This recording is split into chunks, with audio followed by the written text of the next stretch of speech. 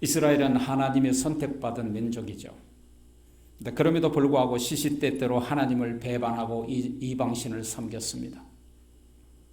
그럴 때마다 그들에게 고난의 채찍질을 통해서 그들을 깨우쳐주고 회복시켜 주었습니다. 고난의 채찍질을 당하면 울고불고 용서를 구하고 잘못했어요. 그리고 회복의 은총을 받고 평안하다 싶으면 또다시 하나님을 버리고 이방신을 섬기고 또다시 하나님의 고난의 채찍질을 맞고 울고불고 용서해달라고 하면 하나님이 또 회복해 주시고 용서해 주시고 살만하면 또다시 하나님을 배반하고 또다시 죄를 짓고 또다시 하나님의 마음을 아프게 했던 일들을 지속적으로 반복했습니다. 이것이 이스라엘 민족입니다. 하나님은 그들에게 수많은 선지자들을 보내셔서 심판의 경고에도 불구하고 한 귀로 듣고 한 귀로 흘려버리는 죄악을 반복적으로 범하고 있었습니다. 그러던 중에 이번에는 하나님께서 처참한 민족적 고난의 시대를 허락하셨습니다. 바벨론이라는 무서운 방망이를 사용하신 것입니다. 70년 동안이나 바벨론에 의해서 처절하게 한 민족이 몽둥이 찜질을 당하고 지배를 당하도록 허락하신 거죠. 수많은 사람들은 바벨론의 포로들로 끌려갔습니다. 소년 다니엘도, 오늘 본문에 등장한 소년 다니엘도 바벨론의 포로로 끌려갔던 한 사람 중에 한 사람입니다. 그런데 그는 포로의 신분임에도 불구하고 명석하고 뛰어난 지력을 가진 자로서 왕과 사람들에게 인정을 받은 것입니다. 드디어 바벨론의 국무총리가 돼서 원수의 나라에서 지도자로서 한 국가에 큰 영향력을 끼쳤던 사람이 된 것입니다. 당시 바벨론은 군사적으로 세계의 최고로 강한 민족이었습니다. 다리오 왕은 120명의 방백들을 세워서 그 국가들을 다스리게 했습니다. 120명 그 자리에 그 중에서 3명을 뽑아서 이 다리오 왕이 총리로 만들었는데 그 중에 한 사람이 3명 중에 한 사람이 다니엘이었습니다. 오늘 3절에 보면 그 3명의 총리들 가운데 실세 총리가 다니엘이었음을 알게 됩니다.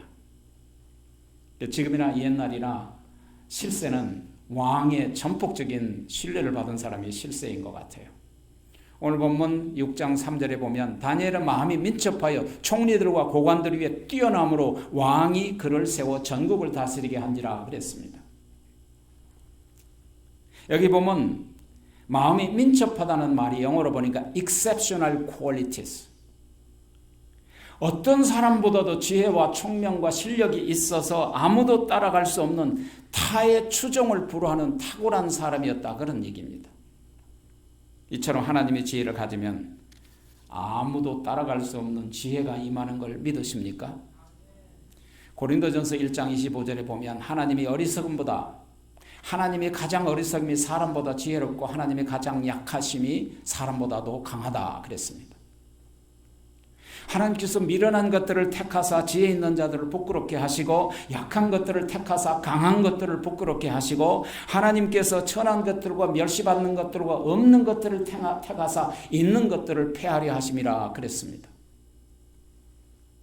다니엘이 이처럼 호롤단신으로 원수의 나라에서 총리 대신이 될 수 있었던 비결이 무엇이었습니까? 그것은 하나님의 지혜를 받았기 때문입니다. 그럼 하나님의 지혜를 어떻게 받았을까요? 그것은 하나님과 동행할 때 하나님의 말씀이 내 안에 있으면 지혜로운 사람이 되는 것입니다. 다니엘이 그렇게 살았습니다. 이처럼 하나님의 지혜를 받은 다니엘이 포로의 신분이었음에도 불구하고 왕으로부터 절대적인 신임을 받아서 실세 총리로서 전국을 다스리게 된 것이죠. 자, 그러다 보니까 자연적으로 다른 총리들과 120명의 방복들과 지사들로부터 시샘을 받고 시기와 질투의 대상이 되었던 거죠. 그래서 다른 두 총리와 방백들로부터 어떻게 하면 다니엘을 무너뜨릴까 골몰하고 있었습니다. 저거 우리 민족도 아닌데 어디서 데려온 사람이 우리 위에 군림하고 있다고 시샘하고 절대적으로 용납할 수 없다고 생각한 것이죠. 그래서 어떻게 하면 다니엘을 숙청시키고 자기들이 그 자리를 차지할 수 있을까 골몰하고 있었어요. 그것은 가만 보면 옛날이나 지금이나 똑같은 것 같아요. 굴러온 돌이 박힌 돌 뺀다고. 그건 어디나 똑같은 생각을 옛날이나 지금이나 똑같은 것 같아요. 오늘 다니엘서 6장 4절에 보니까 이에 그래서 총리들과 고관들이 국사에 대해서 논의할 때 다니엘을 고발할 근거를 찾고자 하였으나 아무 근거 아무 허물도 찾지 못하였으니 이는 그가 충성되어 아무 그릇됨도 아무 허물도 없을 뿐이니라. 참 놀라운 분 아닙니까? 사설 탐정을 보내서 비리가 있는가 없는가 뒷조사를 하러 다니고 탐정들을 보내서 다니엘 뒤를 24시간 졸졸졸 따라다니면서 술집에 가나 안 가나 누구 만나나 안 만나나 약점을 잡으려고 눈에 불을 켜고 쫓아다녔다는 거예요. 그럼에도 불구하고 어떤 흠이나 허물을 발견하지 못한 거예요. 그런데 그런 다니엘에게 위기가 찾아왔습니다. 우리가 한 가지 배워야 될 교훈은 위기의 기로에 섰을 때가 최상의 기회라는 사실입니다. 위대한 사람은 위기로부터 만들어지는 거예요. 전쟁으로부터 위대한 장군이 생긴 것입니다. 다니엘은 위기의 기로 앞에 서 있었습니다. 대적자들은 약점도 허물도 잡지 못하니까 이번에는 또 다른 모사를 꾸민 거예요. 뭐라고 모사를 꾸몄느냐? 그것은 한 달 동안의 기회를 주고 하나님께 예배를 드리거나 기도를 하면 사자굴 속에 집어넣어서 사자의 밥이 되게 한다는 모사를 꾸민 거예요. 그 법안을 지금의 국회의원 같은 120명 방백들이 법안을 승인받아서 그리고 다리오 왕이 최종 사인을 해서 통과가 된 것입니다. 그래서 한 달 동안 왕 외에 다른 하나님이나 다른 신에게 예배를 드리거나 기도를 하면 사자굴 속에 던짐을 당하게 된다는 법이 공포된 거예요. 다니엘은 그런 악법이 반포되었음에도 불구하고 여호와 하나님께 예배와 기도 생활을 그칠 수가 없었습니다. 전에 하던 대로 예배 생활, 기도 생활을 계속한 거예요. 다니엘서 6장 10절에 보면 다니엘이 이 조서의 어인을 찍힌 것을 알고도 자기 집에 들어가서는 그 방에 예루살렘을 향해서 활짝 창문을 열고 전에 하던 대로 하루에 3번씩 무릎을 꿇고 기도하며 하나님께 감사하였더라 그랬습니다. 다니엘 왕이 왜 갑자기 조서를 내렸는지 누구보다도 잘 알고 있었습니다. 자기를 모함하고 음해하는 자들이 꾸며낸 음모이며 모략이라는 것도 잘 알고 있었습니다. 지금 어딘가에 자기 집에나 혹은 위치에 도청장치나 CCTV를 설치해 놓고 자신을 엿보고 있을 것이라는 것도 너무 잘 알고 있었습니다. 지금 여호와께 기도하고 여호와께 감사 예배를 드리면 악법을 어긴 죄로 자신이 사자굴 속에 던져질 것도 뻔히 알고 있었습니다.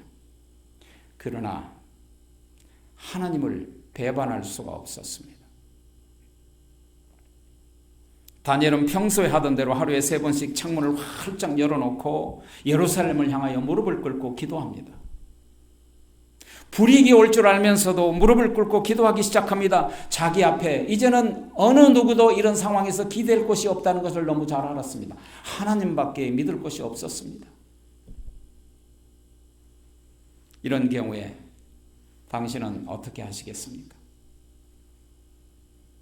어떤 사람은 이렇게 얘기하지 않겠어요? 하나님, 한 달입니다. 한 달 동안만 기도를 쉴게요. 예배를 쉴게요. 라고 하지 않겠어요? 또 어떤 사람은 하나님 아시잖아요. 내가 하나님 얼마나 사랑하는지 눈 딱 한 달만 감아주세요. 라고 한 사람도 있을 거예요. 또 어떤 사람은 하나님 일단 목숨은 부지해야지 하나님께 예배드리고 기도할 수 있잖아요. 제가 하나님 사랑하지 않는 것도 아니고 하나님 봉사하지 않는 것도 아니잖아요. 그렇게 얘기한 사람도 있을 거예요. 또 어떤 사람 창문을 닫고 그리고 커튼을 치고 그리고 이불 속에 들어가서 기도하는 사람도 있을 수 있을 거예요. 그런데 다니엘은 결코 그렇게 하지 않았습니다. 지금까지 해오던 대로 그랬습니다. 해오던 대로. 창문을 활짝 열고 하루에 3번씩 무릎을 꿇고 기도했어요. 다니엘을 따라다니면서 엿보고 있는 사람들이 보라는 듯이 창문을 활짝 열어놓고 평소에 하던 대로 하루에 3번씩 기도하고 감사하고 예배드렸단 말이에요. 위기의 순간에 보면 그 사람의 됨됨이와 그 사람의 믿음과 신앙을 확인할 수 있는 것입니다. 위기의 기로에 섰을 때 하나님 앞에 믿음을 증명할 수 있는 최상의 기회라는 것을 믿으십니까? 두 번째 나누고 싶은 말씀은 감사할 수 없는 상황 속에서도 감사할 수 있어야 합니다. 예배드릴 수 없는 상황 속에서 예배드리는 것을 하나님은 기뻐하십니다. 다니엘이 하루에 3번씩 무릎 꿇고 기도하면서 하나님 앞에 믿음을 증명했던 중요한 고백이 하나 있습니다. 그게 뭡니까? 6장 10절입니다. 다 같이 읽어볼까요? 시작. 전에 하던 대로 하루에 3번씩 무릎을 꿇고 기도하며 그의 하나님 앞에 감사했더라. 하나님께 감사의 고백을 한 거예요. 다니엘은 지금 자기를 모함하여 사자굴 속에 집어넣으려는 그들의 계획이 숲으로 돌아가도록 기도하지 않았습니다. 하나님, 저들이 나를 모함하고 나를 핍박하오니 저들을 대신 사자굴 속에 집어넣어 달라고 그렇게 기도하지도 않았습니다. 절박한 아주 죽음의 상황 속에서도 다니엘은 그 하나님께 감사의 고백을 통해서 하나님께 기도하고 예배드렸단 말이에요. 이것이 위대한 신앙이에요. 위대한 신앙은 예배할 수 없는 상황에서 예배드리는 사람이에요. 위대한 신앙은 기도할 수 없는 상황에서 기도하는 사람이에요. 위대한 신앙은 감사할 수 없는 상황에서 감사할 수 있는 사람이에요. 우리는 이런 다니엘의 신앙의 모습 속에서 무엇을 배울 수 있습니까? 감사는 신앙의 체질화가 되어야 된다, 그 말입니다. 감사란 믿음의 고백이잖아요. 감사는 어려운 신앙 상황 속에서도 하나님께 드리는 고백적인 것입니다. 신앙이 없으면 감사도 없어요. 믿음이 없으면 감사할 수 없습니다. 그런데 감사하지 못하면 믿음도 신앙도 온데간데 없어지는 것입니다.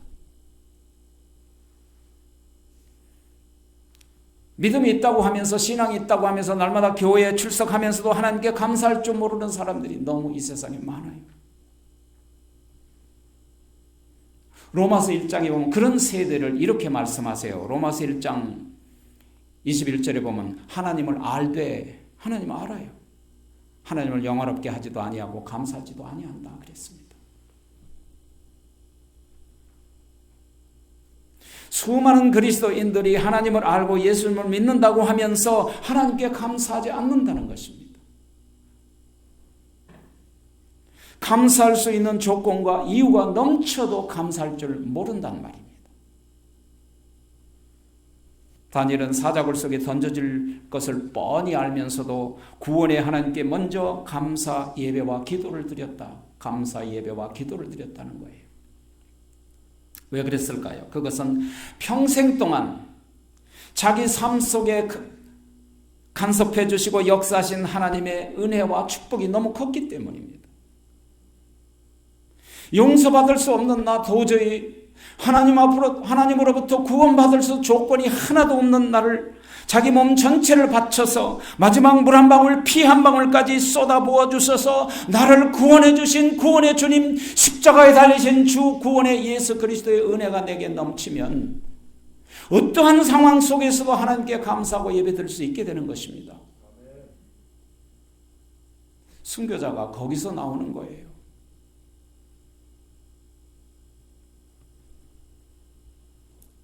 방백들의 위협보다도 사자굴 속에 잡혀 들어갈 죽음보다도 하나님의 은혜가 나를 사로잡으면 하나님의 은혜가 이기게 하는 것입니다. 하나님의 구원의 은혜가 나를 두려움에서 내쫓는 거예요. 여러분 기억하십니까? 하나님의 사랑이 모든 것을 이기게 하시느니라. 우리 요한일서 4장 18절 하나님의 말씀, 화면에 있는 말씀을 같이 읽을까요? 사랑 안에 두려움이 없고 온전한 사랑이 두려움을 내어 쫓나니 두려움에는 형벌이 있음이라 두려워하는 자에게는 사랑 안에서 온전히 이루지 못하느니라.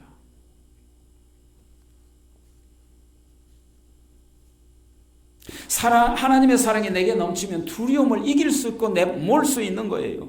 하나님의 사랑이 내 안에 넘치면 죽음의 위기 앞에서도 감사의 고백을 할 수 있는 거예요. 저도 때로는 마귀들의 공격을 피부로 느낄 때가 있어요. 그럴 때는 두려움이 와요. 그럴 때 이길 수 있는 건 뭐예요? 하나님의 말씀이더라고요. 하나님의 사랑이에요. 다니엘은 하나님의 은혜와 사랑 때문에 도저히 감사할 수 없는 상황에서 감사의 기도를 고백을 드렸다 그 말입니다. 포로의 신분에도 불구하고 자기 자신을 높여서 바벨론의 국무총리로 삼아주신 그 하나님, 금보다도 귀한 믿음을 주셔서 아무렇게나 인생을 살지 못하게 하시고 청년 때부터 지금까지 뜻을 세워서 하나님 앞에 살게 하신 그 하나님, 우리로 치면은 한국을 떠나서 이곳에 살게 하시면서 그래도 우리를 버리지 아니하시고 끝까지 붙들어 주셔서 오늘 구원받게 하게 하신 그 하나님, 자격 없는 나, 하나님이 뭘 보고 나를 구원할 수 있는 아무런 조건도 없으면서도 하나님의 긍휼과 사랑 때문에 나를 건져주시고 나를 구원해 주시고 창세 전부터 나라는 사람을 예정하시고 나를 구원해 줬던 그 하나님, 내가 알지 못했지만 나의 길 뒤돌아보면 발걸음 하나하나마다 주님이 나를 간섭하시고 인도해 주셨다는 그 고백으로 오늘도 우리는 하나님께 감사의 고백을 할 수 있어야 하는 것입니다.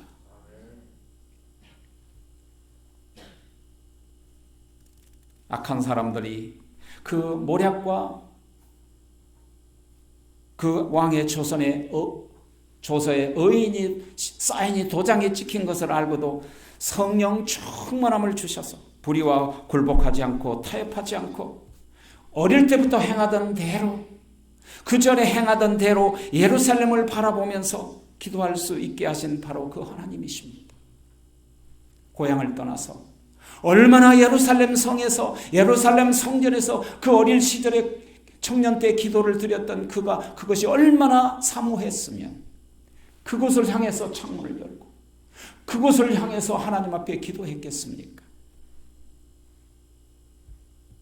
어려운 환경 속에서도, 가장 절망적인 조건 속에서도 다니엘이 하나님 앞에 기도하고 예배드리는 이 감사의 신앙은 체질화가 된 사람이다 그 말이에요. 그렇습니다. 감사는 체질화가 된 신앙입니다. 감사는 신앙의 문제이지 어떤 조건이나 환경이 아닙니다. 감사는 믿음의 열매예요. 여러분, 땅에 속한 사람과 하늘에 속한 사람, 믿음이 있는 사람과 믿음 없는 사람, 구별할 수 있는 게 뭡니까? 그것은 하나님께 대한 감사의 태도를 보면 알 수 있습니다. 감사는 믿음의 열매입니다. 여러분, 우리가 잘 아는 66장 다 감사드리세 온 마음을 주께 바쳐라는 찬양이 있습니다. 그것은 마틴 링카르츠라는 신실한 목회자가 지은 가사입니다. 그런데 그 찬송이 지어진 배경이 있습니다. 당시 독일을 비롯해서 전 유럽의 흑사병이 창궐했습니다. 14세기 이전까지 전 세계 인구가 4억 5천만 명이었는데 흑사병이 지나고 난 15세기 초에는 과반수로 줄어들었습니다. 유럽만 흑사병으로 1억 명이 죽었습니다. 심지어 링카르트 목사의 아들조차도 흑사병에 죽었습니다. 어떤 날에는 하루에 흑사병으로 말미암아 그 목사님이 심호하던 교회에 50명 이상이 흑사병 장례식을 매일 치렀어요. 생각을 해보세요. 지옥 같지 않습니까? 그런 링카르트 목사가 작사한 찬송이 바로 다 감사드리세요. 온 마음을 주께 바쳐 그 섭리 놀라워 온 세상 기뻐하네. 예부터 주신 그 복 한없는 그 사랑 선물로 주셨네. 이제와 영원히 감사하세요. 감사할 수 없는 상황 가운데서 감사하면서 그 작사를 하셨다는 얘기입니다. 그런 어려운 환경과 아픔 속에서도, 비참한 상황 속에서도 여러분 어떻게 감사할 수 있었을까요? 감사가 체질화되었기 때문이에요.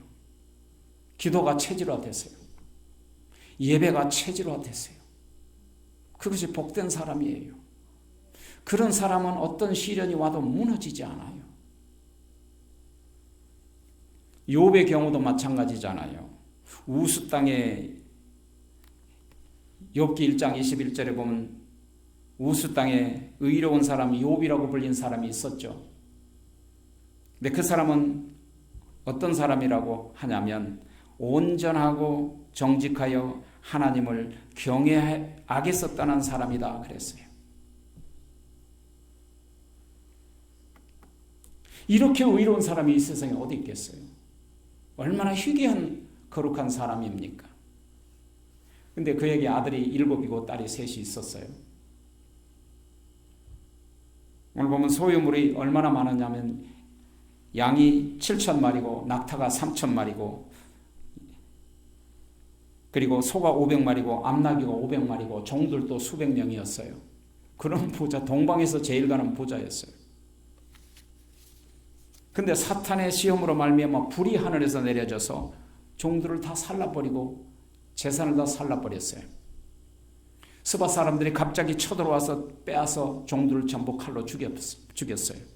갈대아 사람들이 하루는 쳐들어와가지고 3,000마리 낙타들과 소 500마리, 암나귀 500마리를 다 빼앗아가 버렸어요.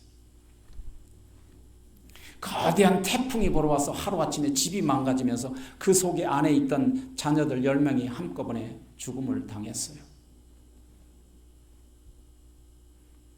욥은 하루아침에 nothing, 아무것도 다 사라져 버렸어요. 재물도 가족도 명예도 건강도 다 사라졌어요. 그럼에도 불구하고 그 어려움에 두려움에 한 상황 가운데서 욥이 이렇게 기도했다는 거예요.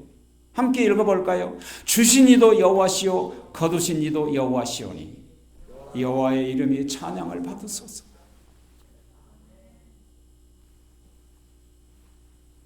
예배드릴 수 없는 상황 가운데서도 예배를 드렸어요. 기도할 수 없는 상황 가운데서도 기도했어요. 감사할 수 없는 상황 가운데서도 감사했어요. 찬양할 수 없는 상황 가운데서도 찬양을 했어요. 욥은 어떤 핑계도 되지 않았어요. 오늘날 수많은 성도들이 예배에 불참하고 기도하지 않으면서 얼마나 많은 핑계를 대고 있습니까?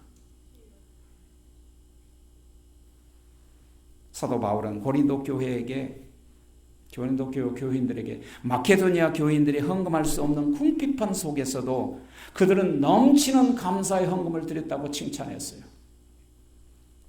고린도 후서 8장 2, 3절에 보면 환난의 많은 시련에서 그들이 넘치는 기쁨과 극심한 가난이, 보세요, 환난의 많은 시련과 넘치는 극심한 가난이 풍성한 연보를 넘치도록 하였느니라. 내가 증거한다. 내가 증거한다. 그는 힘대로 할 뿐만 아니라 힘에 지나도록 했다는 거예요. 마케도니아 사람들은 엄청난 시련을 겪었어요. 극도로 가난했습니다. 이 사람들은. 그런 가운데서도 넘치는 기쁨으로 자원하여 하나님께 풍성하게 드렸어요. 그들은 감사할 수 없는 상황 가운데서 감사하는 그리스도인들이었어요. 감사할 수 없는 상황 가운데서 감사할 때 하나님께서는 그들에게 풍성한 열매들로 갚아주시는 거예요. 우리 교회는 개척교회 때를 이제 벗어야 돼요. 우리 목회자 3분 중에서 한 분이 지금 개척으로 나갔어요. 그리고 내년 5월 달에는 이제 선교사로 나가요. 여러분, 이 작은 교회에서 작은 능력을 가지고 하나님의 일을 힘있게 크게 하고 계신다는 사실을 믿으십니까? 성경에 보면 7교회에서 그런 교회가 빌라델피아 교회였어요. 작은 믿음을 가지고 큰 일을 행하던 빌라델피아 교회를 칭찬만 하셨잖아요. 사랑하신 여러분, 감사가 신앙의 체질화라는 말은 감사가 체질화가 되었다는 뜻이에요. 다니엘서 6장 10절에 보면 다니엘이 이 조세의 왕의 도장이 찍힌 것을 알고도, 우리 함께 읽어볼까요? 시작. 다니엘이 이 조세의 왕의 도장이 찍힌 것을 알고도 자기 집에 들어가서는 윗방에 올라가서 예루살렘을 향한 창문을 활짝 열고 전에 하던 대로 하루 3번씩 무릎을 꿇고 기도하며 하나님께 감사를 드렸더라. 와, 이 체질화된 사람이에요. 여기 보면 자기 집으로 올라가서 윗방에 2층으로 올라가서 전에 하던 대로 이것을 쭉 보면 다니엘의 체질화된 감사와 기도와 예배 생활을 알 수 있어요. 전에 하던 대로 하루에 3번씩 기도하고 예배드렸다. 전에 하던 대로 2층 방으로 올라갔다. 가능한 한 하나님과 더 가까이 올라가서 예배드리고 기도드리고 싶어서 2층 방으로 올라간 거예요. 가능한 한 자기 고향 예루살렘 성전 쪽을 향해서 창문을 열고 내가 드리는 예배와 기도와 감사가 하나님 앞에 연락되기를 원하는 간절한 마음을 가지고 그렇게 했다는 거예요. 예배를 드렸다는 말을 헬라 말로 프로스큐네오라고 하는 거예요. 프로스큐네오. 이 프로스큐네오라고 하는 말은 하나님께 무릎을 꿇고 경배를 드리고 엎드렸다, 그런 뜻이에요. 다니엘은 전에 하던 대로 무릎 꿇고 예배를 드려 하나님 앞에 드렸다는 거예요. 예배는 여러분 축복 중에 축복이에요. 하나님이 창조하신 후에 2번째 축복이 거룩한 안식일을 축복하셨다 그랬어요. 하나님 앞에 나와 예배 드리는 날이 축복된 날로 정하신 거예요. 그런데 예배는 축복 중에 축복인데 히브리 말로 예배라는 말은 바라크라는 말이에요. 히브리 말로 바라크라는 말인데 이것은 하나님 앞에 무릎을 꿇고 예배를 드릴 때 축복하신다는 뜻이에요. 그래서 바라크, 축복하는 날이 예배 드리는 날이라 그 말이에요. 다시 말하면 다니엘은 예배와 기도가 체질화되었다는 거예요. 일주일에 1시간 주님 앞에 투자하지 못합니까? 복을 받는다는데, 내 후손이 잘 된다는데 그까지 그거 왜 투자 못해가지고 힘들어하냐고요. 그렇습니다. 신앙생활에는요 좋은 습관이 필요해요. 예수님도 습관을 따라 감람손에서 기도하였느니라 누가복음 22장 39절에서 말씀하시잖아요. 습관을 따라서 체질화가 됐다는 거예요. 예수님의 기도가.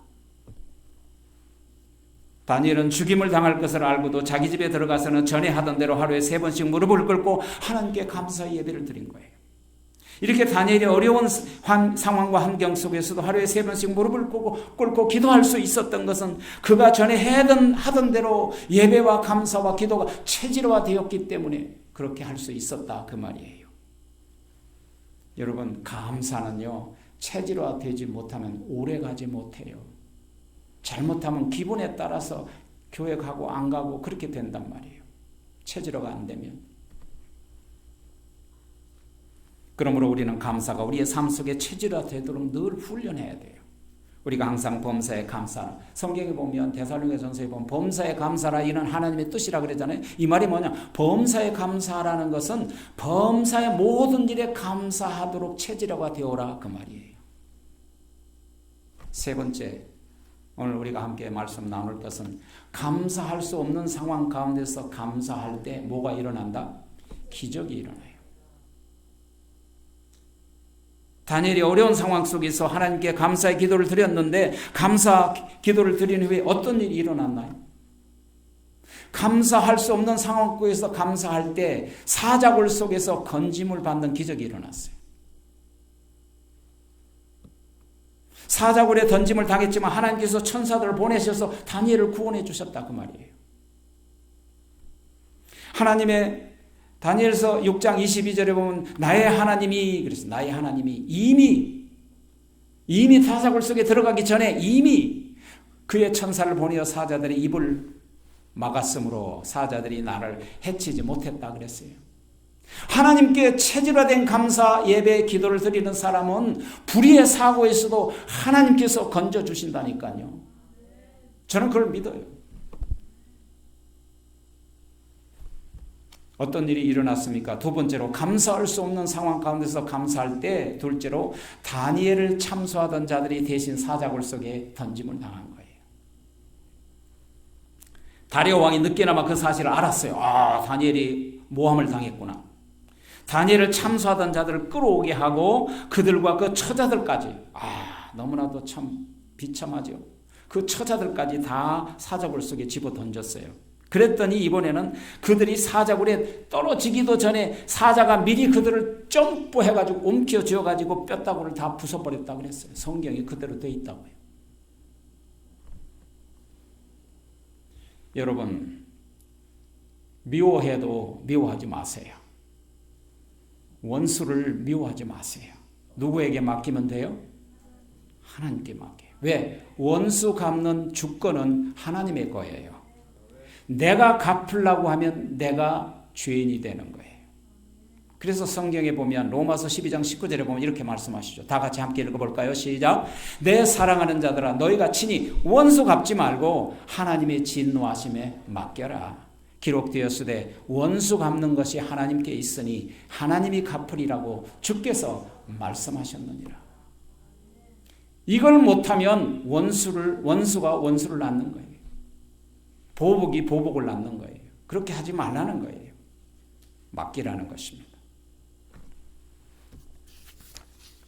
세 번째로, 감사할 수 없는 상황 가운데서도 감사하고 예배드리고 기도하면 형통의 축복을 받습니다.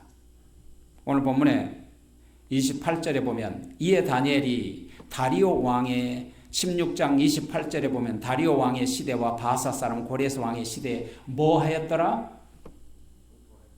형통하였더라. 형통하기를 원하십니까? 불통하기를 원하십니까?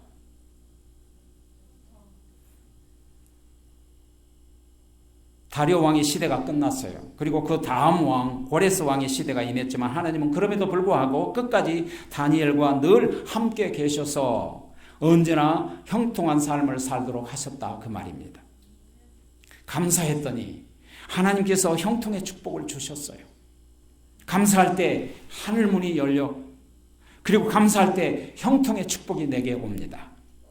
이렇게 감사하는 삶을 살 때, 감사가 체질화된 신앙의 삶이 될 때 그 감사하는 자신이 행복하게 되는 거예요. 여러분, 내가 정말 은혜 입은 사람에게 내가 있는 것 가지고 그에게 드릴 때 아깝던가요? 기쁘던가요? 기쁘죠.